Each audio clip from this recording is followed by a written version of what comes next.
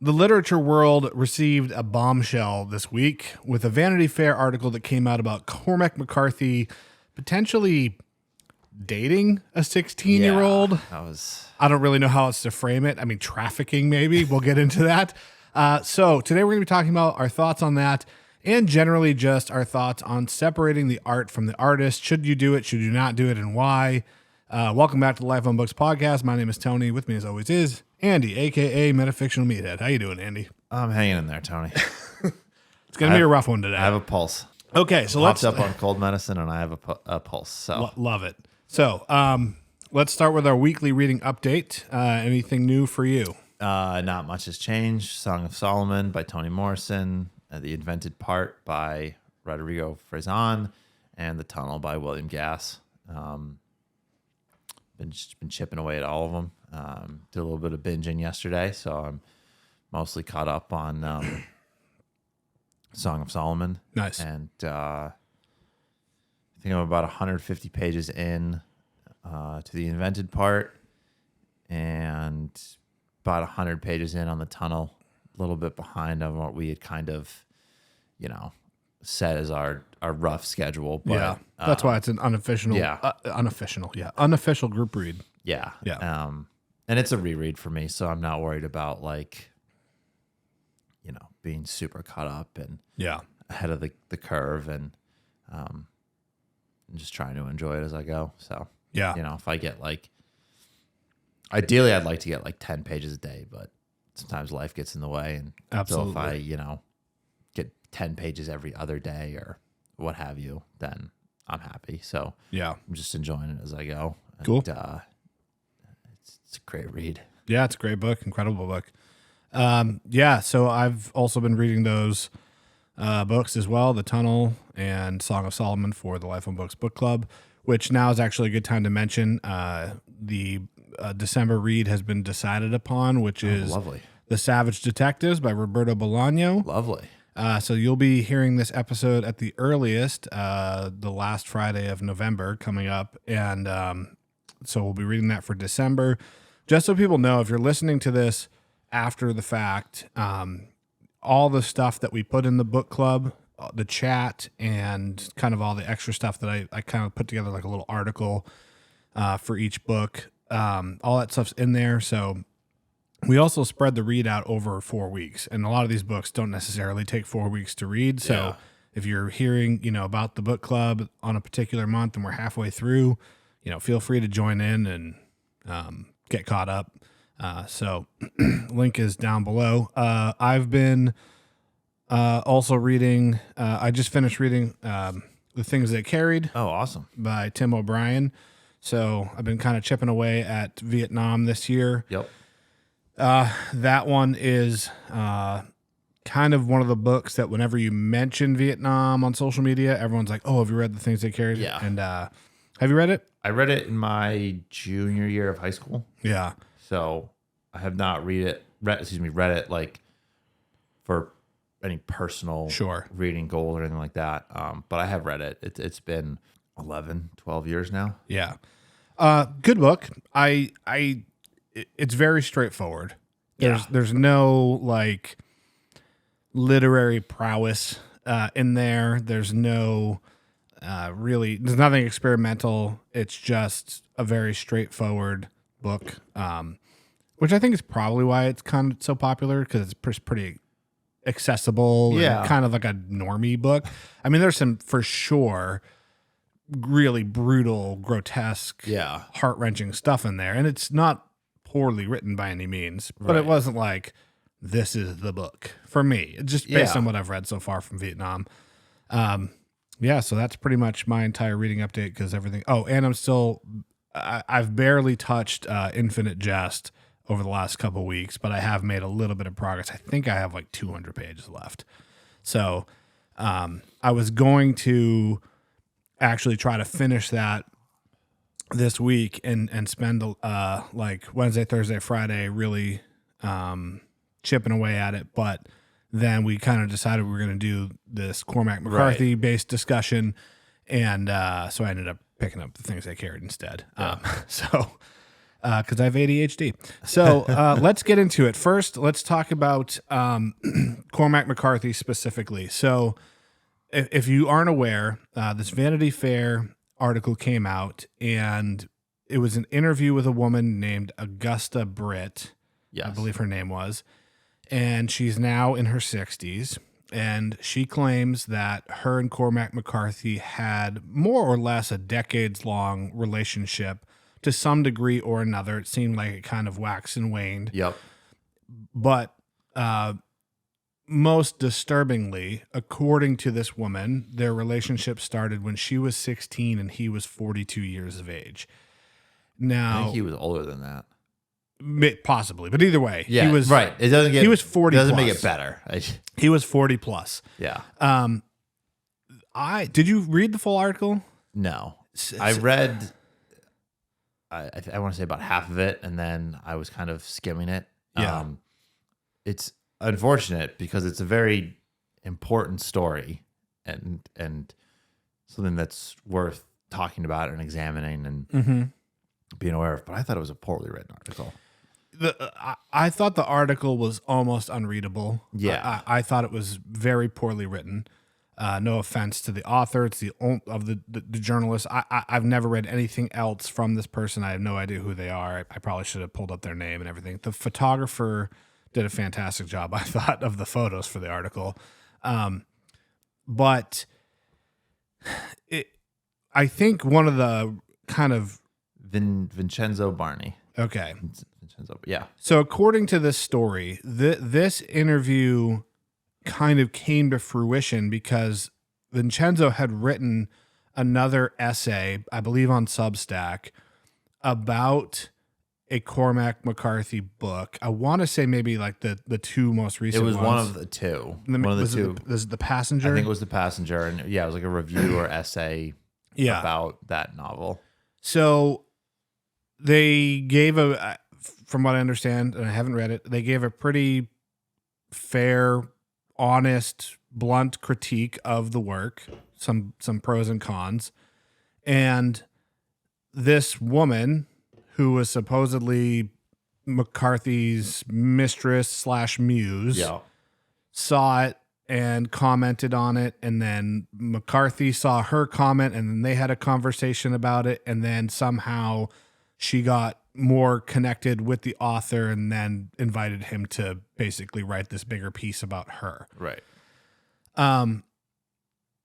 The article claims that there's two writers working on biographies for McCarthy right now, and both of them wanted access to her, and she said no, and he's kind of got the exclusive on the story, which I missed that part. gives me a little bit of like, I don't know about that, you know, because look, so the basic point, I guess, of the article was like, this woman directly inspired specific characters in multiple Cormac McCarthy novels, and potentially even like inspired, I don't want to say whole works, but like bigger ideas rather than just like single individual characters. But it was so bizarre because it was like all this inappropriate stuff put in there about him basically trafficking a child. Yeah.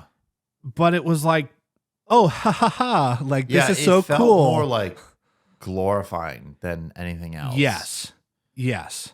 And so none of this stuff has really been like 100% verified. There's some big issues with the story. And so one of the things is surrounding the way that they met, which is that she was living in this orphan center, and she was going to this motel to swim in the pool, and he was staying there as a guest, and she had been reading Child of God, which is a odd book for a 16-year-old to be reading. She was reading The Orchard Keeper. Oh, is that what it was? Yeah. Not that it really changes anything, but it's good to be factually correct here as much as possible. And she claimed that she recognized him at the motel because she had seen his photo in the printing of the book. Like there was an author photo. But then people like dug up the editions that were available in the 1970s and there was no photo supposedly of Cormac McCarthy Wow. in that edition. So that obviously is like, okay, are you intentionally obfuscating how you met to make him look better? Because in that way, it was like, I approached him rather than like, this guy saw me and was like, ooh, yeah, look at that 16-year-old, and then like approached her, which is a very different thing. There's also a claim that he was very interested in her when they started talking because she was open carrying a revolver on her hip. I'm sorry. I don't care if this is the South. I think it was Arizona. I don't care if this is the South in the 1970s. No one's watching a 16-year-old walk around, especially an orphan, walk around with a revolver open carry on her hip. And it's like, that's a normal thing. Like letting that happen. Yeah. In the article, she claimed that she had stolen it from the dean of the orphanage or whatever. And I'm like, that everything about that sounds fake to me. That sounds like way too cinematic. Like it kind of sounds like a Cormac McCarthy novel. So since this has come out, I have seen people in our book club pointed this out, and multiple people I've seen like on Reddit and things, people pulling out McCarthy novels and being like, "Oh, this looks very different now." Yeah, that has this context. And here's this scene. I think it was like there's a scene, and maybe it's No Country for Old Men. I forget, but it was like some guy has some type of interaction with a 16-year-old, and she wants to sleep with him, and it doesn't look good. But one thing I will say is like I don't know if there's any singular piece of proof that definitively can show that she's not just some crazy fan that knows every single book in and out and is like manufactured this story about her and him. Yeah. Because that could be a possibility, right? Like it's possible that she manufactured things to make it seem like she had more of an effect on his writing than she did, but they clearly had some kind of relationship given the exchange of letters and these other things. And I guess that is one piece of like evidence, is that she has letters from him. Yeah.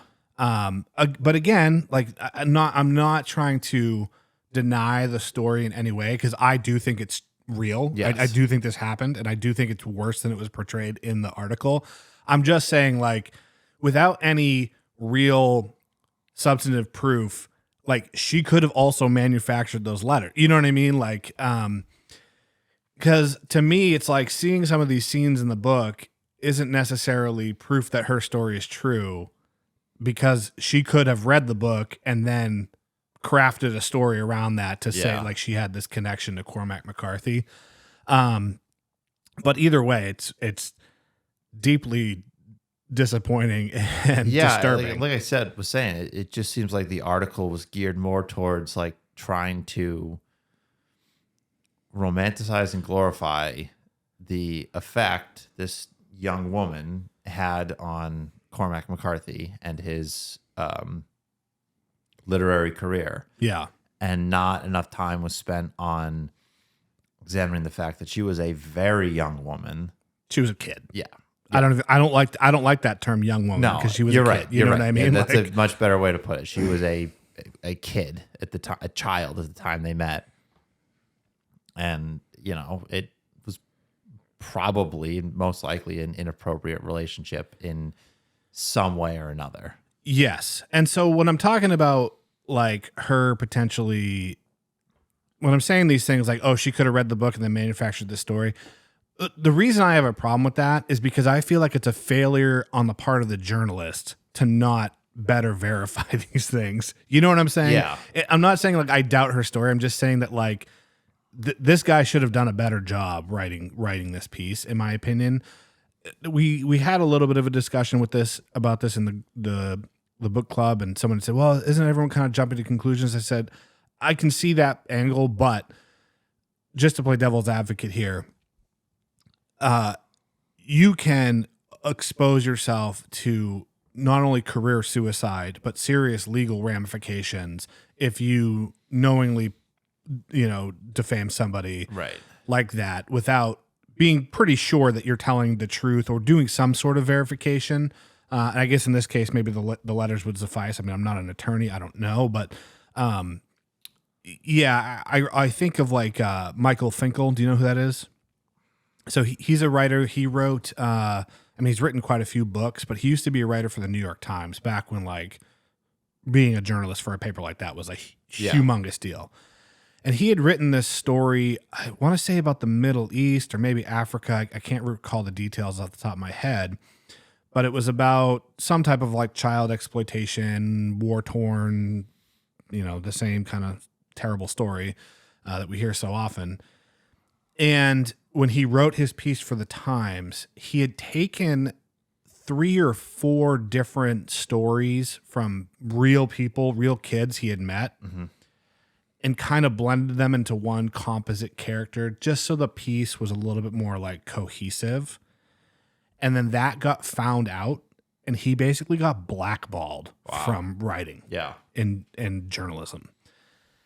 And he didn't even necessarily like none of the stories in his piece were not true. It was just they happened to various people, and he made it seem like it all happened to this one person. Yeah. So I think about that, and it's like, there is a risk you take by publishing something that's totally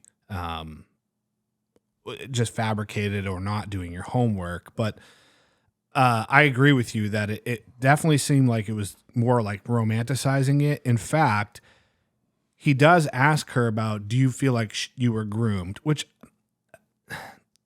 I have problems with that question as it is. And she was like, basically said no. And it's like, well, you were 16. Right. Like if we're saying that 16-year-olds don't have the mental development to consent to adult activities, then how can you make the discernment one way or another definitively if you've been groomed or not? Like, I don't think you can. I also think, and this is pretty heavy speculation on my part, but like, it seemed like, from what I read, she wanted to be known as Cormac McCarthy's muse. Right. And if you want that, like you want to be known like, oh, I inspired the great American novelist, you're not going to say yes to that question. Right. You're not going to go, yeah, he groomed and abused me, because then it's going to totally change the perspective on everything. And it's going to take away from, oh, look at this effect I had on this author, to this nasty thing this author did to me. Right. And again, that's heavy speculation on my part, but like, right. It just, and it doesn't negate any wrongdoing on McCarthy's part, but like, it just seemed like the article was geared and written to show, like, again, like I was saying, like this profound effect she had on McCarthy. Yeah. And it could have been, again, like I was saying, more of a investigation and an examination of like, did Cormac McCarthy groom a 16-year-old girl? Yes, 100%. And one of the most disturbing parts of the whole article was her talking about them going to Mexico together. She was 16 years old. So according to the story here, McCarthy requested her birth certificates. I forget what state she was born in, but he had them sent to where they were in Arizona. He doctored them with his typewriter so she could cross the Mexican border. That's trafficking. Yeah. And she said in the article, there's nothing more romantic than a guy doctoring your birth certificate. And I was like, again, maybe this is a failure of me as a reader, but I was like, what's the tone here? Right. Is this like, ha ha ha, there's nothing more romantic than that? Right. Or like, yeah, there's nothing more romantic than a guy doctoring your, you know what I mean? Is it said with disgust, like irony, or is it like, haha, this is so fun and cute? I couldn't tell. Based on what I read, it seemed like it was more the former. Like, look at how like jovial. Like, brave and Right. romantic, and Right. this guy's doing what he can to protect me. And So that was weird. And I also really struggled to understand what her motivation was to even like come forward and tell this story. yeah, Is this like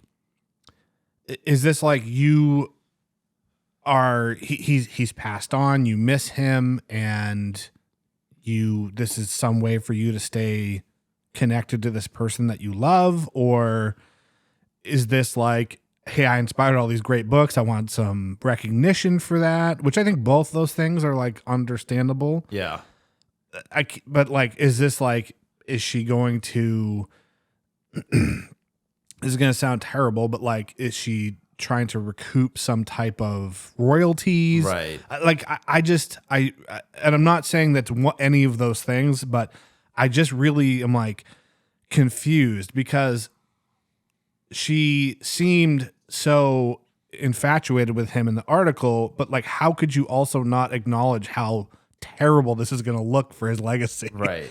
I'm trying to, because there was one line that I read, and I'm trying to find it, but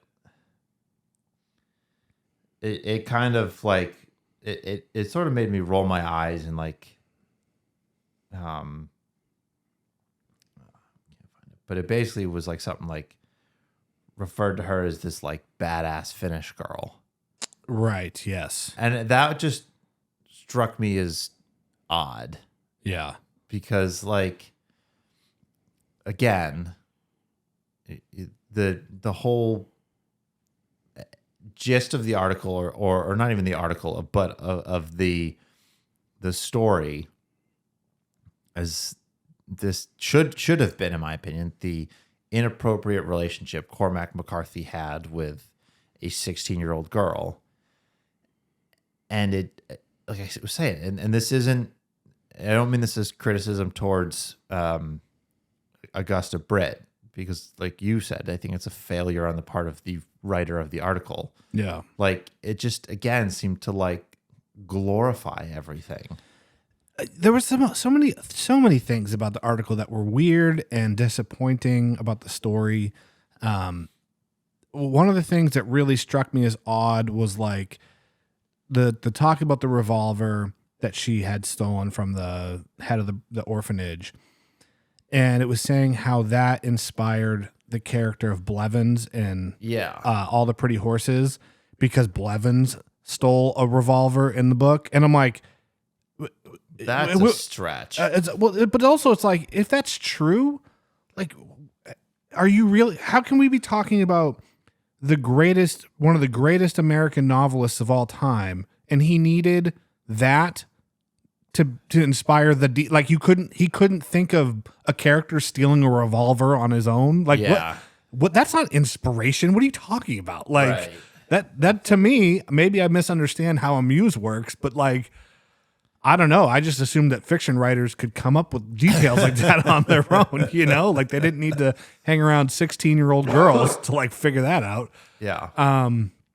So I don't know, man. The whole thing is just bizarre. So let's talk a little bit more broadly about separating the art from the artist. Right. Obviously, this is exactly what this topic is about.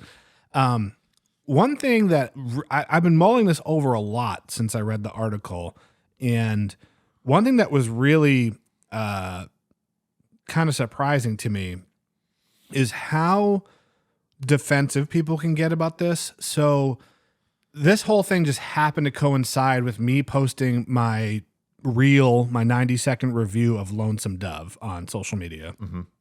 And one of the things I say is like, some people consider this the great American novel. Some people say it's the greatest Western ever written. And so, of course, you're going to get people commenting what they think the great American novel is, or they're the best Western ever written. And so a lot of people were saying like Cormac McCarthy novels. Obviously, All the Pretty Horses, Blood Meridian. And I think the first person that said like Blood Meridian, I literally just asked, did you see the news today about Cormac McCarthy? And they replied with like, oh, you fucking woke idiot. Are you just gonna like, so you're just gonna cancel Cormac McCarthy now? Like, you need to just let the work stand for itself, and who cares about his personal life and blah, blah, blah. Dude, I asked you if you heard about it. That's it. Right. There was no context. There was no connotation. It's like, oh, hello, fellow Cormac McCarthy fan. Did you hear this thing about Cormac McCarthy? Why are you getting so defensive about this? Yeah. So why don't you just kick it off with what are your general thoughts on separating the art from the artist? Well, to me, it's always been kind of like a gray area. Yeah. Like, I don't want to just say it depends because that's kind of reductive, but it does kind of depend. Yeah. You know, I think it depends on what the author or the writer and the artist, I guess, in question, you know, what their transgressions might have been versus what their work is about. You know, if you know, we talked about how in No Country for Old Men, there's a character that kind of or comes close to having an inappropriate relationship with a teenage girl. And that certainly is uncomfortable given this article. But if every single one of Cormac McCarthy's novels had instances of 40-year-old men having relationships with teenage girls, that would be very uncomfortable. Yeah. Given the news. Yeah. You know, it's a little bit easier for me to try and separate. I'm not saying I am able to, but to try and separate the art from the artist when that's not a recurring theme throughout his novels. Yeah. I also think that as a reader or a person who's consuming an art form, you have to be able to step back and acknowledge that the artist might not have been a good person. Yeah. You know, I like the person that you were just talking about, how you asked a simple question and they got very defensive immediately. Like, you know, I think ultimately it comes down to almost like a personal decision. Like if you're able to separate the art from the artist. But if you are so rigid and like, no, you're a woke libtard. Yeah. Because you read an article. We've spent the last 20 minutes talking about how we didn't think it was a good article. Right. You know, but like if you're just going to bear down and be like, no, I don't believe this. I'm not going to like, how are you going to have any sort of critical lens when it comes to the art in question if you can't sit and think about the fact that maybe the artist wasn't great? Right. You know? Yeah. I think if you look at literature, fiction, TV, movies, whatever, like all three of those are full of characters that aren't perfect, that, you know, have moral failings. Yeah. And, you know, so much of the kind of analytical culture around those things has grown out of examining and discussing the moral failings of the characters. Yeah. Why would you not talk about the potential moral failings of the artist that created those characters? Yeah. You know? I think you bring up some really good points. The big one for me is that it's kind of a personal decision.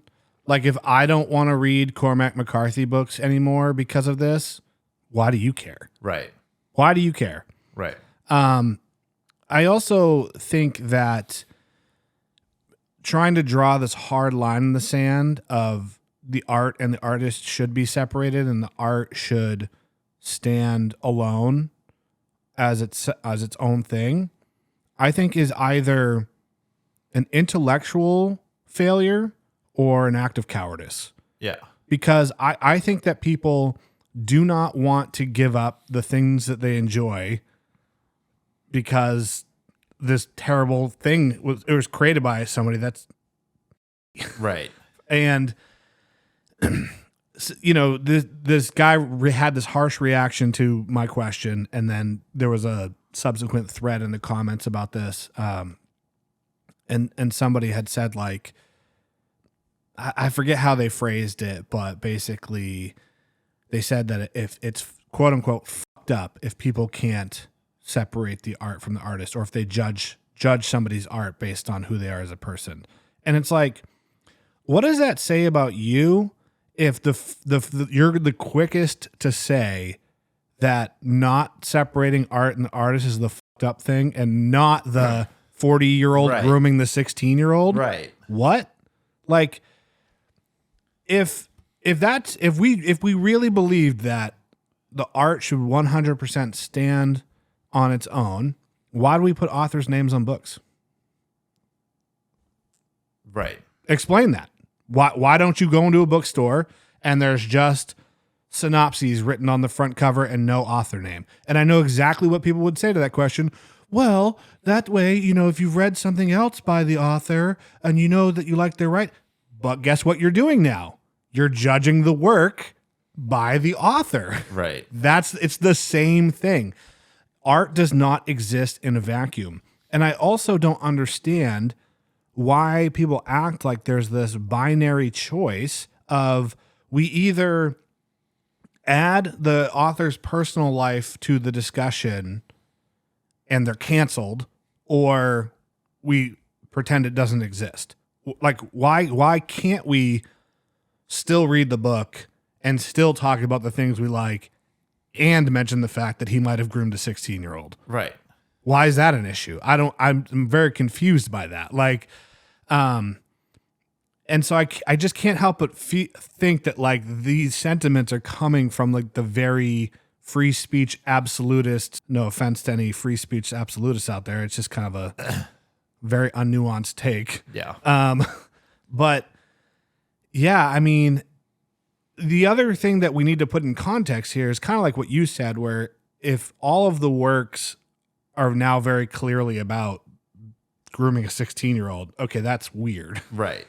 I've had this discussion with people about Faulkner, who was pretty much a racist, in my opinion. But, like, there's not a lot of racism in his books as far as, like, glorifying or promoting racism. I think that's, like, a good case for, yeah, let's, like, still incorporate this person in the canon and, discuss the books.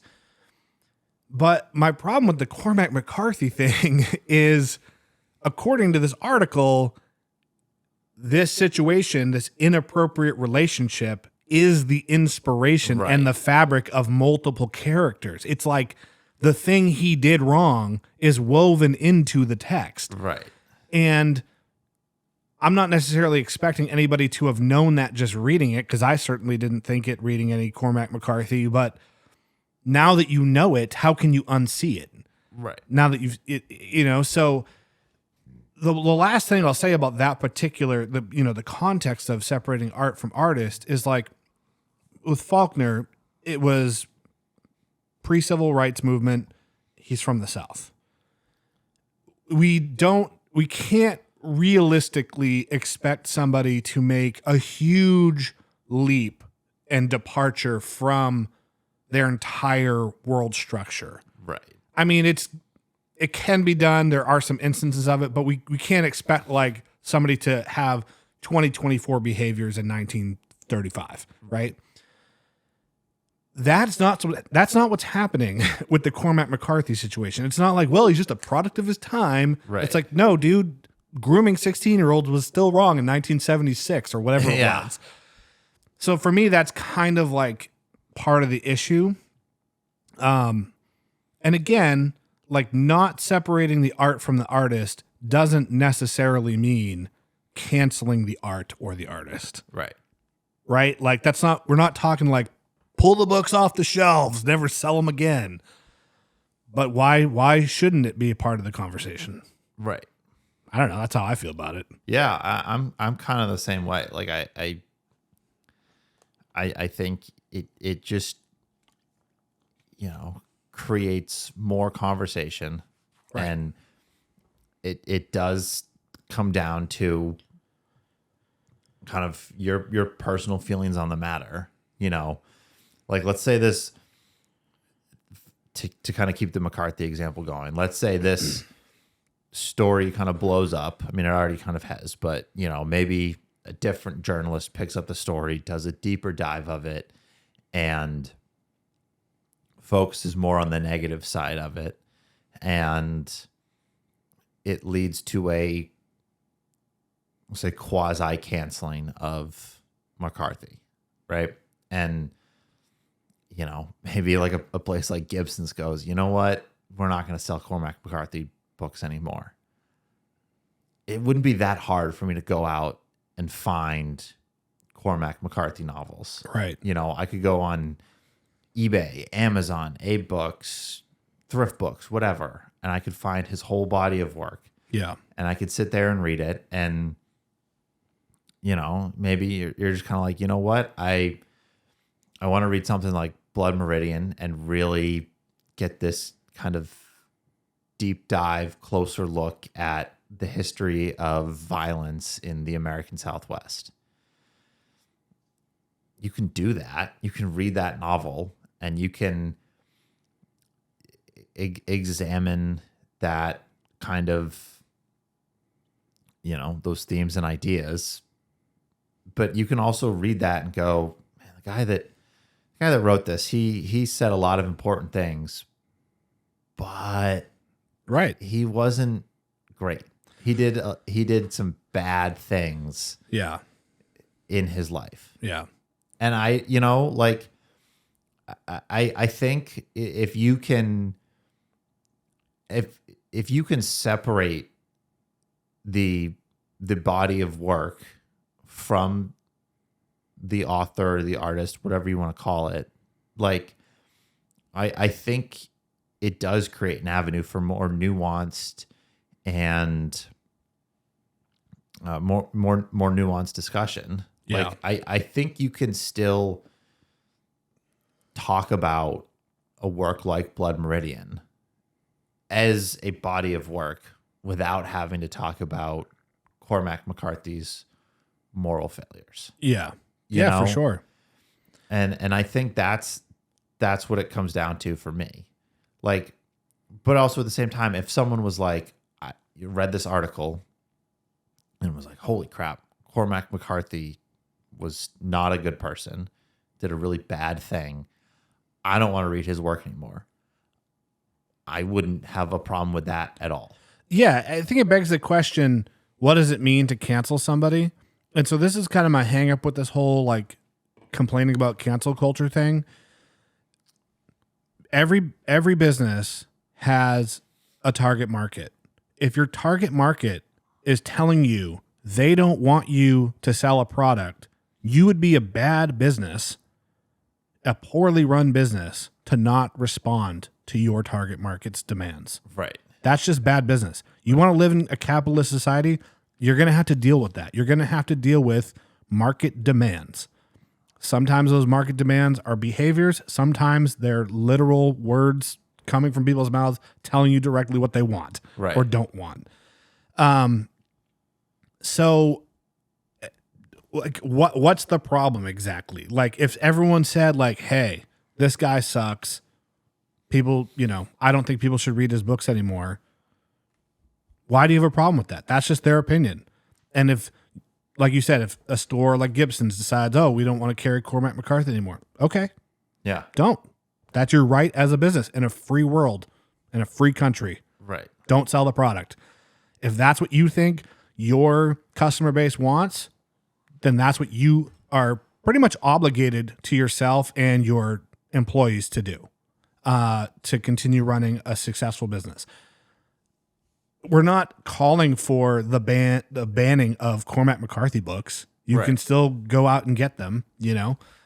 So I don't know. I don't understand like the complaining about it and like the aversion to even like mentioning it. And there's degrees, right? Okay. You find out that an author had a blowout argument with his girlfriend in his 20s and he punched her in the face. Okay. Not great. Don't like that. Right. Don't support that. Was it a one-time thing? Was he a stupid kid? Was he intoxicated? Did she punch him in the face too? You know what I mean? Like all of that stuff, like kind of like it doesn't change the fact that what he did was wrong, but it's, you know, it's important to me to know if I'm like, do I want to keep reading the books? But a 42-year-old that trafficked a 16-year-old kid and then continued to have a sexual relationship with them for decades while he was married to multiple people. He got married and divorced multiple times during his time having this relationship with this woman. That's a lot. Right. You know what I mean? Like you can't brush that off as like, I made a big mistake in the heat of the moment, or you know what I'm saying? Right. Like I'm not justifying any type of inappropriate relationships, domestic abuse, and nothing. None of it is good. I'm just saying like, we're not talking like, oh, we're trying to cancel Cormac McCarthy because of like this little thing. It's like, no, bro. Right. He potentially trafficked a 16-year-old and then had a relationship with them. And that's like the kind of the creepy thing about grooming is like, yes, eventually she did become a legal adult. And at that point, their relationship was legally passable, but morally, like once you become groomed, now for me, the relationship can never be legitimate. Right. Like It's tainted. It's tainted. You now have basically conditioned this person to behave a certain way with you. So it's just gross to me. Ugh, it just gives me the creeps just thinking about it. Yeah. So the last thing I'll say about separating the art from the artist too is I'm much more understanding of somebody saying, well, you know what? I still want to read the books, when it's like, well, it's no longer benefiting the artist anymore. Right. Right. He's dead. Whatever. That's another thing too, that I think like it might affect my decision to read something, you know, like a few weeks ago, or months ago, whatever it was, when we had Seth on and he was talking about reading, how he's been reading through. It's podcast time, bud. You good? So you're saying what? Seth was talking about how he had been reading Ezra Pound. Yes. Ezra Pound was a terrible person. Right. Like a legitimate fascist. Yeah. That's not a speculation. That's not, right. He was anti-Semitic. He was a fascist. Mm-hmm. All of these things. But he was also incredibly influential. Yeah. On a lot of authors that Seth and I and you to some degree and a lot of people that listen to us enjoy and really like. Yeah. And, you know, I haven't read enough of Pound's work to say this, but also there are a lot of people that say he was an incredibly talented writer. Yeah. And, you know, hearing Seth talk about it, I kind of got the urge to let you read some of his work. And I haven't really gotten around to it yet, but I have ordered a couple of his books. I bought them both used online. You know, no one from his estate or whatever is getting any sort of kickback from me spending $10 to order the, you know, complete Cantos on 8 books. Right. You know, like I'm trying to, I want to read the art for the art. Yeah. So I think that comes down to it too. Like, but we also haven't had a discussion about Ezra Pound without mentioning the fact that he was a terrible person. Exactly. So we're not really separating the art from the artist. You know what I mean? Right. I think it really goes back to what you had said, which is it's just a personal decision. If you want to just read it and put it out of your mind and enjoy it for what it is, like, yeah, go for it. You know, I don't know that I can. I just, how can you not see it through that lens? And like I said, I haven't read a ton of his work yet. I might not. My feelings on it might change. Right. I might get like,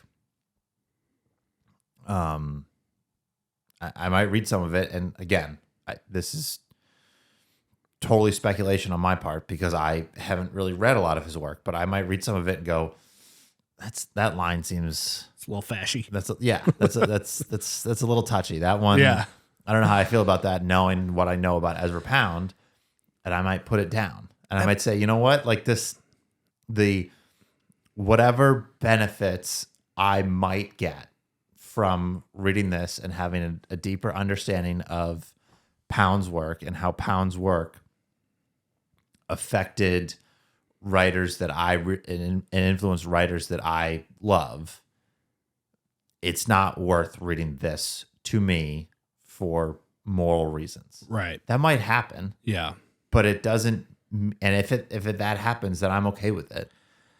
But that doesn't negate what I am trying to get out of reading it. Right. In my opinion. Yeah.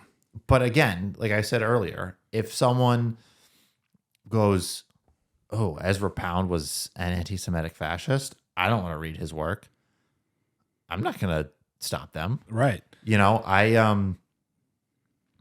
I started to read years ago. I think I read about 100 pages of Journey to the End of the Night by Celine, and I wasn't really enjoying it. And he was another anti-Semitic fascist. Yep. And I was just kind of like, I'm not enjoying this. I'm not getting anything out of it. He was an awful person. Right. I'm good. Right. The more I think about it, the more I mull it over, the more I think that trying to draw a hard line of separation is actually an anti-intellectual take. Because if you think about it, like we already mentioned, like the putting the name of the author on the book, the cover design of the book, whether it's a paperback or a hardcover, what your friend told you, worst book I've ever read, best book I've ever read. Hearing other reviewers or writers hype up a book, it winning an award. We talked about before, like William Gass wanting to print the tunnel on like a grocery bag, right, and the tactile experience of the book itself, and like all of this stuff, all of that is coloring the quality of the narration on an audiobook, the recording quality, all of that stuff, the pronunciation of the names, all of it is coloring your experience of the work. Right. So you cannot say that like knowing detail about an author doesn't also do that. Like the person who wrote the work, you cannot. That's the anti-intellectual take, is to be like, oh, it's complete separation. You got to judge it by itself. We don't do that with any other specific point of the work. Why do we even interview authors? Why, when we read something we like it, why do we then get interested in? Oh, now I want to listen to an interview with this author. Why? If it didn't matter who they were, why would we do that? Right. Of course, it freaking matters. Right. You know, I think about, and maybe we'll talk about this more when you finish it and we actually sit down to discuss the book. But you know, I think about something like Infinite Jest, which was supposed to be today's episode, but you know, David Foster Wallace, for as smart and thoughtful and mostly sincere as he was, also not a great person. Right. You know, he had a very troubling relationship with Mary Carr.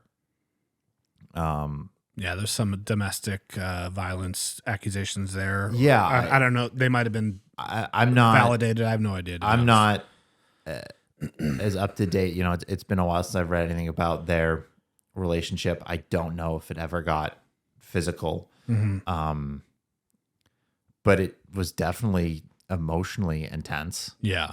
I think with what I remember and looking at it with a 2024 lens, there were probably parts of their relationship that you could call emotionally abusive, Right. from him, Right. you know? And I think those are important things to note when you're discussing David Foster Wallace and any of his work. I still think Infinite Jest is a great novel. Yeah. There's not really any parts of Infinite Jest where he's trying to justify being a romantic partner. Well, so that was kind of one of the issues with the Cormac McCarthy thing, right? Is because in the book with the scene with the 16-year-old, it's like she's pursuing the guy and he's the one that's like has the moral courage or whatever, Right. However it's kind of like positioned to say no. Which now that you have this information, you're like, that's gross, Right. or like I guess you could interpret it as like he was writing the character with strength that he didn't have in real life. But it's like, But again, you could do that, but then you also have to go, okay, so that means he knew it was wrong. yes, correct. And it doesn't matter if you can say like, oh, he knew it was wrong, but he didn't have the strength. He still knew it was wrong, Yeah. you know? Yeah. But going back to DFW, like not a great person, but I can still listen to his interview, watch any of his interviews, read his fiction, read his essays, and be moved emotionally and intellectually. Yeah. And again, it kind of comes down to personal choice. Like, But again, here we are having a discussion about it and bringing it up. We're not just like, you know what I'm saying? Like Right. it's, I think what a lot of people are afraid of is somebody saying a work isn't good because of a thing. Like you can't tell me that Blood Meridian's not great just because you know this thing now. And it's like, well, no, I agree with you. Like we can still say, hey, it's like a really incredibly well-written book. right. But also I don't want to promote it anymore. Right. You know, I don't know. Right. Why is that our problem? Right. And I think that's where the separation comes in, is like, I can acknowledge that Infinite Jest is a great work of fiction, but I can also acknowledge that DFW wasn't a great person. Right. And I think it, that's where the separation comes into me. But when it comes down to discussing Infinite Jest or David Foster Wallace, I think you have to acknowledge the moral failings. Yeah. Even if it's just hand up, I know these things exist, and you move on and you talk about the book. Yeah. But I don't think it can be so wholly separated that you don't bring it up at all. Yeah. I think that is a failure of, we'll say, the reader, like to just go, I love this book. I'm going to blindly ignore any personal criticisms of the author. Yeah. And again, this isn't like, oh my God, Thomas Jefferson was a slave owner. Like, well, he lived during the time of slavery. Not saying it was okay. I'm just saying, like, not that shocking. Right. I don't pick up every book assuming that the author groomed a 16-year-old. I'm sorry. There is no time period in the books that I read where that was an okay thing to do. Right. So right. What the bad thing is matters. Right. That, I think, maybe if I was a little bit more lucid today, I would have made a better job making that point. But like that to me is a big thing. Like the severity of the wrongdoing matters, and the degree to which the author or artist has acknowledged that wrongdoing matters. Going back to DFW, and again, I could be wrong on this. It's been some years since I've really looked into any of his transgressions as a person. Mm-hmm. But to my knowledge, he acknowledged that he was a deeply flawed person and made mistakes. Yeah. It doesn't rectify them. It doesn't totally erase what he did. But, he wasn't out there and canceling a lecture so he could tell all of his students why he was right and why Mary Carr was a bitch who was lying and not telling the truth. Right. Yeah. Like, if he was doing stuff like that, then it might kind of be like, oh, I don't know. Yeah. It would change the lens that I approached his work through. Yeah, for sure. So I'll also add, kind of on the other end of that spectrum, I do think it matters, maybe not to me, but probably to public perception, how good the art actually is. that too. What you let slide and what you don't. For example, going back to the Ezra Pound thing, yeah, I mean, it's kind of a linchpin in modern writing, right? Right. And without that, we can't necessarily fully understand things that came after it. Or things that came out in the same time period. Right. Because of his influence on other authors. Right. So it's kind of like, okay, we would be doing ourselves a disservice potentially to omit this from our discussions and our education and whatever. You could maybe make that case, maybe for Cormac McCarthy or David Foster Wallace, probably not as strong of a case as an Ezra Pound. But I mean, look, Blood Meridians is considered by a lot of people like the greatest American novel. So I can understand people wanting to continue to include it in that conversation because it was a huge work that was influential. But it's like, let's all be honest here. If Gary down the street wrote some self-published whatever that he sold 100 copies via Amazon print on demand, and then you found out that he was, grooming kids, you'd be like, well, get rid of this guy. Right. Like, don't ever read that dude's books. Like Right. you wouldn't be like, well, let's give it a read and just make sure that the art is, we'll look at the art without that knowledge and we'll give the book a chance. It's like, well, no, how good you are, and how good the art is, I think is a consideration. I think it's an understandable consideration because it's a ratio, and maybe not a direct mathematical equation, but it's a balance of Right. the severity of what they did, the context of of their behavior and why they did it versus how it affected their art and how good their art is and the positivity that came out of the art. Right. Right. Like, I've heard people say that like reading Infinite Jest like changed their lives or saved their lives. Yeah. I've heard people say like reading The Road by Cormac McCarthy like changed their perspective in a good way on parenthood. So we can't just completely ignore the positivity that these works have created. I think it's a important thing to have a nuanced conversation about. And I hate this absolutism of like, you either have to be canceled immediately or Right. we can't ever talk about it.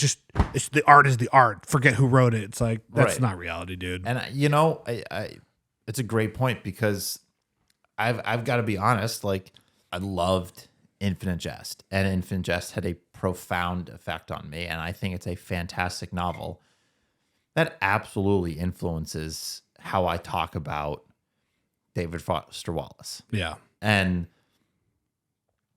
it doesn't mean I'm overlooking his flaws as a person, but it makes it easier for me to go, well, and maybe that's, for lack of a better term, failure on my part. Yeah. Maybe it is, maybe it isn't. I don't know. Yeah. But the quality of the art in question absolutely affects how you separate things. Yeah. It doesn't excuse any of Wallace's behavior, but he had a lot of mental health struggles. Mm-hmm. He was not okay, Yeah. so to speak. Right. And the mental health issues he was dealing with probably played a factor in his relationship with Mary Carr and other women at the time that he might have, just acted poorly towards. But it also affected his worldview and the art that he created. Yeah. And I happen to be a big fan of that art. So to me, it adds another layer to the conversation. Also, I think it really matters on when you find out. It's harder to make the separation after you've already enjoyed a piece of art and fallen in love with it, and then you find out retrospectively. And I appreciate why people get like defensive and upset. And even someone in our book club was like, well, maybe this, well, maybe that. And they're like, actually, I'm just trying to like come up with reasons to not hate the guy because I love his books. Right. You know, it's like, good on you for recognizing that, you know, and it sucks. Like I've found out that artists that I love in other mediums have been terrible people, and it sucks. Yeah, I had this exact thing the other day. I think My Beautiful Dark Twisted Fantasy is one of the greatest albums ever. Yeah. And I saw a post the other day that it was the anniversary of its release date. And I saw that, man, I would love to listen to that album today, but Kanye West fucking sucks. He is a terrible person. Yeah. And I used to, when he was just an asshole and all of these other opinions of his weren't known. Yeah. I used to kind of go, well, you know what? He's not a good person. He's kind of a jerk. But if I was a wildly successful creative genius, so to speak, and his life is so much different than mine. Right. Who am I to judge how I would react if I was in his shoes and was a very successful artist, and, you know, my mother had just died, and, you know, maybe I was abusing some substances, you know, like, and that particular album that I just mentioned, at least parts of it are kind of that like introspective look at like, who have I become with all of this fame and the wrongdoings I've done in that time period. Like, it was kind of a comeback from, the whole incident of him running on stage while Taylor Swift was accepting an award. Yes. Like, that was his return to it's also like the George Bush hates white people era, I think. Black people. Sorry. Thank you. Yeah. It was kind of his cultural return to the cultural zeitgeist of being like, yeah, I did these bad things, but look at what I can do. Yeah. And then all of his other awful stuff came out, and it was just like, oh, you're not just a regular asshole. Yeah. You might be a neo-Nazi. But also, play devil's advocate here, which I hate to do because it makes me sound like a podcast bro. But again, mental health called into question. And so sometimes it's like, okay, where do we draw the line? This is completely unrelated to books, but we have some friends that their next door neighbor is mentally unwell, and he's threatened them multiple times. And their homes are very close together. And the guy's got a criminal record, and so there's not much to do other than like he got to call the police, and he gets arrested, and like they just went to court and they testified, and they're like, look, like, we don't want this guy to go to prison. Like, he needs help. He needs help badly. Right. But our system doesn't really have like a great solution, so they just like throw him in prison, and he's not going to get better there. I mean, there's some mental health services, but so it's tough, right? Because on the one hand, like, you can't necessarily be like, this guy is a quote unquote bad guy because he's literally mentally unwell. I don't know if he has schizophrenia or severe bipolar. I don't know what the deal is, but some significant mental illness. But on the flip side, the danger to my friends is real and tangible. Right. So, and that's like the thing with like David Foster Wallace or maybe even Kanye West. It's like maybe genuinely when they're in sound state of minds, they're not bad people. But when they are not in a sound state of mind, they do real harm. Right. Whether it's being verbally or physically abusive to their significant other or spreading dangerous rhetoric to millions and millions of people that's going to inspire real violence. You know what I mean? So it's such a difficult thing. And I, again, not to like totally just drag Cormac McCarthy here, because I maybe just sound like I'm just really trying to hate on this guy, but it's like, that's not a necessarily like a mental health thing. You know what I mean? That's like you just lack moral courage. Right. You know? And, like you and I have worked in the fitness industry where we both probably have met young student athletes, you know, high school or college age athletes who met men and women who look physically much older than they are. Yeah. And I don't necessarily like, I can think of this one instance actually where an adult woman came up to me and was like, "Who is that?" And it was a 16-year-old guy. Yeah. And I said, "That kid's 16." And they were like, "Oh my God." And I was like, I get it. He looks like he's 25. You know what I mean? Right. But when you realize like, oh, that's an actual kid, or you go talk to them and you realize this person's incredibly juvenile, right? You know, just whatever. But we're not talking about like, oh, I met this woman and we slept together and then I found out she was 17. Like, no, dude, like you took her to another country. Yeah. Like, doctored legal documents. you doctored legal documents to take her to another country. Absurd. And I'm not saying that hooking up and then finding out after the fact they're underage is okay either, because it's absolutely not. But it still changes. But it is a different thing. You know, Right. It's a different thing. Yeah. Okay. So that's our conversation about separating the art from the artist. What do you think, everyone? Leave comments down below. Tell me how much of an idiot I am for my take. Always enjoy that.